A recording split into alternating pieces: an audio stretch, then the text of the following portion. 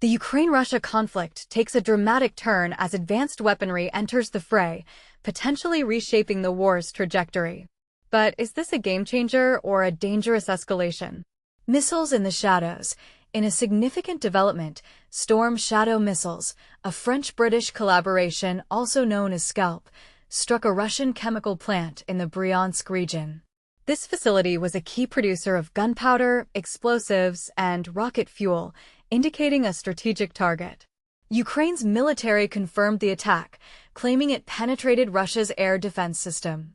The Russian governor of Bryansk and their defense ministry acknowledged the strike, marking a rare admission. Kyiv under fire.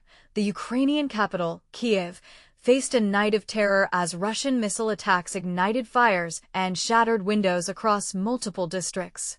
Fortunately, no casualties were reported, but the strikes highlight the ongoing threat to civilian areas. Other cities, including Zaporizhia, Dnipro, and the port city of Izmail, also endured attacks, showcasing the breadth of the assault. Diplomacy in disarray. Plans for a summit between former U.S. President Donald Trump and Russian President Vladimir Putin in Budapest have been abruptly shelved.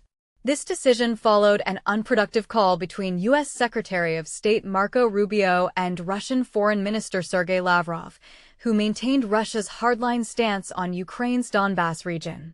Diplomats suggest that the call revealed the Russians' unwavering position, leaving little room for negotiation. Missile diplomacy. Ukrainian President Volodymyr Zelenskyy offered a thought-provoking perspective, stating that Russia's interest in diplomacy waned once the prospect of U.S. Tomahawk missiles for Ukraine diminished. He implied that Russia's willingness to negotiate is directly tied to Ukraine's military capabilities, particularly its long-range firepower. This raises questions about the role of advanced weaponry in shaping diplomatic outcomes. Stalled negotiations. European diplomats described the diplomatic efforts centered around Trump as going in circles, indicating a lack of progress. Trump's stance on the war's resolution has been inconsistent, but he recently proposed a ceasefire along the current front line without territorial concessions from Ukraine. This position may be a non-starter for Ukraine, given its implications. Peace proposal or ploy.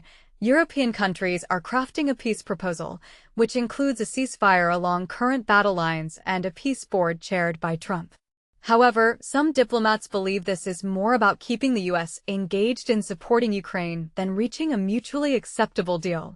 For instance, a suggestion to use Russia's frozen assets for reparations to Ukraine is unlikely to be accepted by Russia. Civilian casualties and infrastructure damage.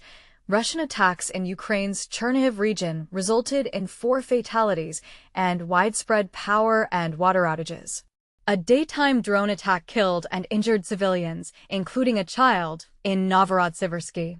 These incidents underscore the devastating impact of the war on innocent lives and critical infrastructure. But here's where it gets controversial. Is the use of advanced missiles by Ukraine a necessary strategic move or a potential catalyst for further escalation? And how should the international community respond to Russia's unwavering stance on territorial demands? The answers may shape the future of this conflict and its global repercussions.